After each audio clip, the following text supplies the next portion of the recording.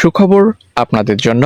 আপনারা যারা চাকরি প্রত্যাশী রয়েছেন, দীর্ঘদিন থেকে অপেক্ষায় রয়েছেন, অনেকে প্রাইমারিতে দপ্তরি কাম প্রহরী নিয়োগ বিজ্ঞপ্তি প্রকাশিত হতে যাচ্ছে। নতুন এই বাজেটকে কেন্দ্র করে নতুন করে আবারও প্রাইমারি স্কুলে দপ্তরি নিয়োগ বিজ্ঞপ্তি প্রকাশিত হতে যাচ্ছে।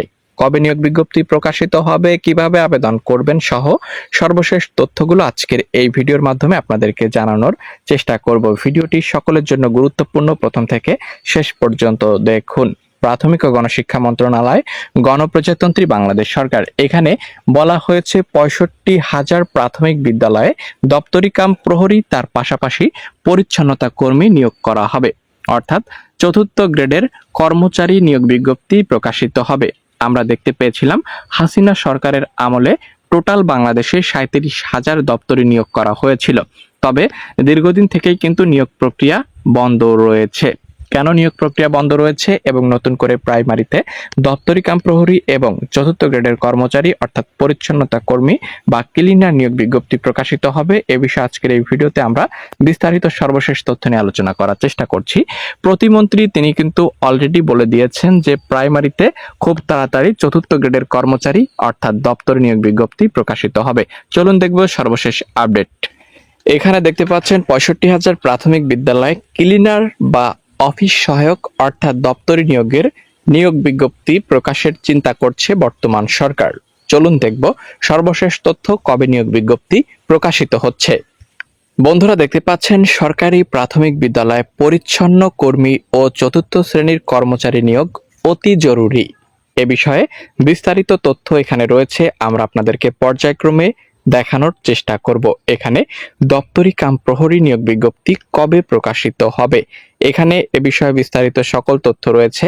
দেখতে পাচ্ছেন আওয়ামী সরকারের আমলে প্রাথমিক বিদ্যালয়ে সারা দেশে মাত্র ৩৭,০০০ দপ্তরি কাম প্রহরী নিয়োগ দেওয়া হয়েছে। সারা দেশে টোটাল ৩৭,০০০ দপ্তরি কাম প্রহরী কিন্তু এই পর্যন্ত নিয়োগ করা হয়েছে, সেটি আওয়ামী সরকারের আমলে। মোট পদের অর্ধেক পদ এখনো খালি বা নিয়োগ দেওয়া হয়নি। তদুপরি অনেক পদ মৃত্যু, চাকরি থেকে অব্যাহতি নিয়ে এখন শূন্য অবস্থায় আছে। অথচ প্রাথমিকে দপ্তরি কাম প্রহরী বিষয়ে পুরো পদ নিয়োগের বিষয়ে মন্ত্রণালয়ে কোনো উদ্যোগ নেই। প্রাথমিকে প্রধান শিক্ষক, দপ্তরি কাম প্রহরী, পরিচ্ছন্ন কর্মী নেই, শুধু দৃশ্যমান নির্দেশ, পরিষ্কার পরিচ্ছন্নতা। এজন্য তারা খাটাচ্ছে, কিন্তু বিদ্যালয়ের ছেলে মেয়েদেরকে দিয়েই তারা পরিচ্ছন্ন কার্যক্রম চালিয়ে যাচ্ছে বা চালিয়ে নিচ্ছে, যেটি খুবই অযৌক্তিক। দেখতে পাচ্ছেন এখানে বিস্তারিতভাবে উল্লেখ করে দেওয়া রয়েছে। প্রজাতন্ত্রের উচ্চ পদস্থ থেকে শিক্ষক পর্যন্ত সবার জবাবদিহি নিশ্চিত করে দায়িত্বে অবহেলার জন্য বেতন তথা খাওয়া বন্ধের যৌক্তিক দাবি রাখছে। প্রধান শিক্ষক, সহকারী শিক্ষক, দপ্তরি কাম প্রহরী, পরিচ্ছন্ন কর্মী নিয়োগ অতি জরুরি। মন্ত্রণালয় এ বিষয়ে অতি দ্রুতই পদক্ষেপ গ্রহণ করবেন। অর্থাৎ এখানে প্রাথমিক বিদ্যালয়ে আমরা দেখতে পেয়েছি হাসিনা আমলে বা হাসিনা সরকারের আমলে ৩৭,০০০ দপ্তরি নিয়োগ করা হয়েছিল টোটাল বাংলাদেশের ৬৪ জেলা থেকে। তার পরবর্তীতেই কিন্তু হঠাৎ দপ্তরি কাম প্রহরী নিয়োগ আটকে যায়। তার পরবর্তীতে এখন পর্যন্ত কোনো নিয়োগ আসেনি। তবে সম্প্রতি প্রতিমন্ত্রী তিনি বলেছেন ৬৫,০০০ প্রাথমিক বিদ্যালয়ে দপ্তরি কাম প্রহরী, ক্লিনার নিয়োগ করা হবে।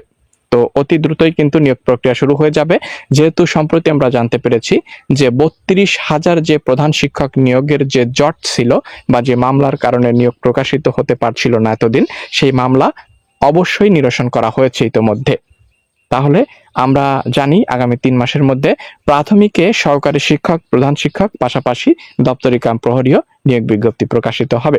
সঙ্গে সঙ্গে আপনাদেরকে জানাবো, চ্যানেলে যারা নতুন আছেন সাবস্ক্রাইব করুন।